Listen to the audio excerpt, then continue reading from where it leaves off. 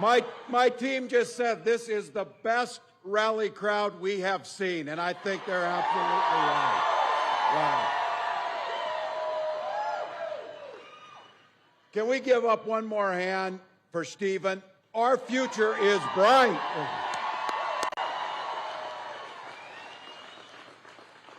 Two special days today. It's Constitution Day and National Voter Registration Day. Two things we could probably teach Donald Trump a little more about. So, look, I have to tell you, it's great to be back down here, and I say this on behalf of all Americans. The incredible leadership that comes out of this state, and I just want to say this as a point of personal privilege. Thank you on behalf of the rest of the country for giving us the treasure that's Governor Roy Cooper.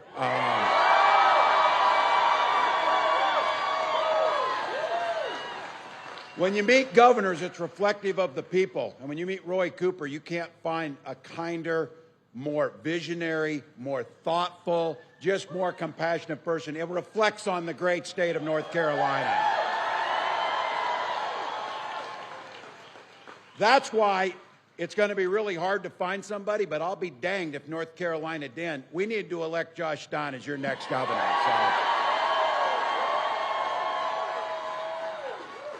To all the local leaders and the folks I've known down here, but I just want to say to all of you, on behalf of the Vice President and myself personally, as an American, to see you folks out here and to see what you've done. Look, you could be anywhere. You could certainly be out of the rain if you wanted to. We know you're smart enough to get out of it, but you've chosen not to. But you came here, you've got busy lives, you've got kids coming out of school, you got things to do, it's a Tuesday, but you came here for the very simple, beautiful reason you love this country.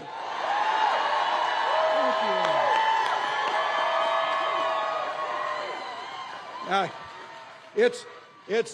It's also pretty clear North Carolina is certainly not going to little rain stop us from making Kamala Harris the next president of the United States.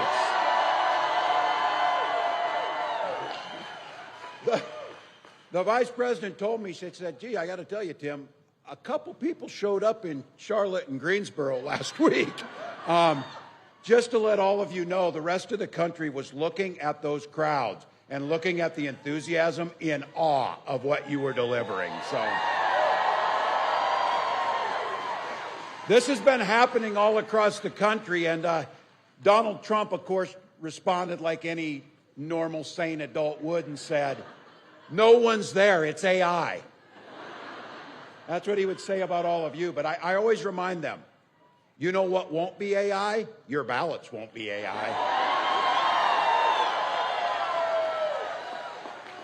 And I got to say, too, to the Vice President and the crowds, that it is contagious. You can feel it.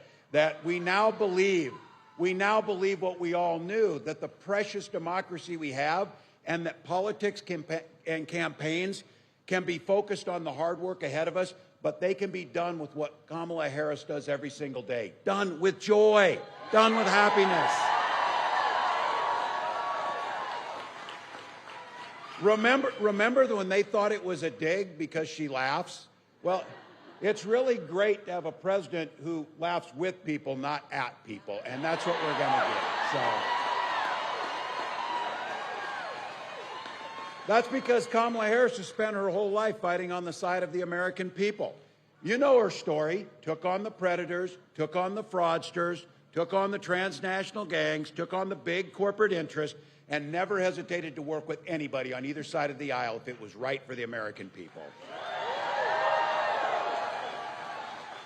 I bet she never thought the predators and the fraudsters and the greedy corporate interests would be all wrapped up into one person on a debate stage.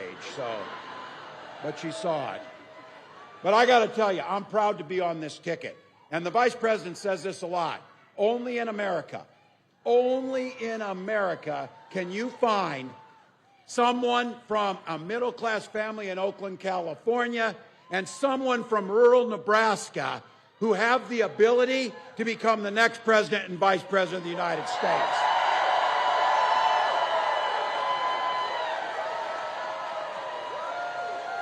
So my guess is some of you know something about small towns. I grew up in a town of 400 people, 24 kids in my high school class, 12 were cousins. I never get away with someone not asking about prom dating on that one either, and not one of those kids became a venture capitalist. Imagine that. I don't know. But you know what you do learn growing up, and some of you grew up in small towns and big towns. It's about taking care of your neighbors. It's about looking out for somebody next to you.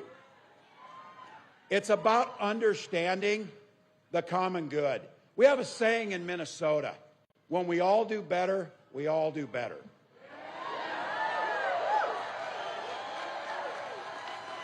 And I feel blessed. I grew up in a community and with parents who understood this. My dad was a Korean War veteran, so 2 days after my 17th birthday, he took me down, raised my hands, and I signed up for the Army National Guard. I'm proud of that. I wound up doing 24 years in this nation's uniform. And nothing I'll do compare to the honor of doing that work. But I'll also tell you, there's a lot of ways to serve this country, and I had the privilege of serving it as a public school teacher for a couple decades.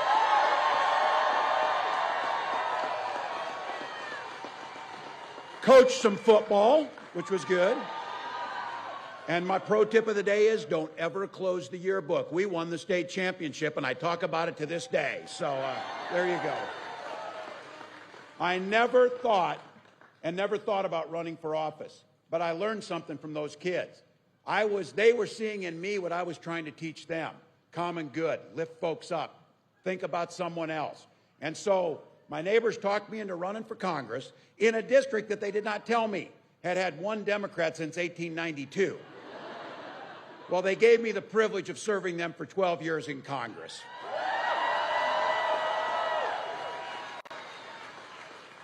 And I was consistently ranked as one of the most bipartisan members of that body because I worked on Veterans Affairs. I worked in the Ag Committee. I worked on transportation, things about making rural economies in our states work. And I learned something really important.